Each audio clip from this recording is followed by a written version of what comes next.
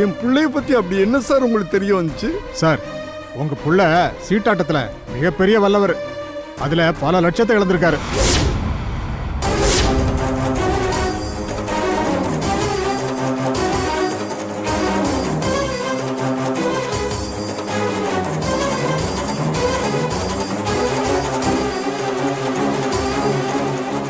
அது மட்டும் இல்லாம ஏதோ ரியல் எஸ்டேட் ஃப்ராடு கிட்ட பல லட்சத்தை ஏமாந்திருக்காரு.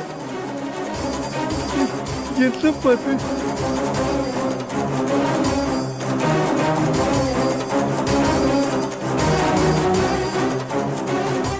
அதை ஈடுகட்ட பல பேர்கிட்ட கடன் வாங்க ட்ரை பண்ணி கடைசியா வேற வழி இல்லாம உங்க குடும்பத்துக்கே சாப்பாடு போட்டுட்டு இருக்கிற இவர் வேலை செய்யற பேங்க்லயே கை வச்சிட்டார்.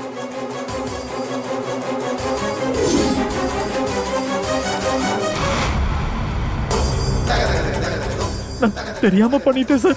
சார், நீங்க சொன்ன மாதிரி எனக்கு ஒரு 4 நாள் டைம் கொடுங்க சார். அந்த 11 லட்சத்தை நான் எப்படியாவது திருப்பி கட்டிடுறேன் சார்.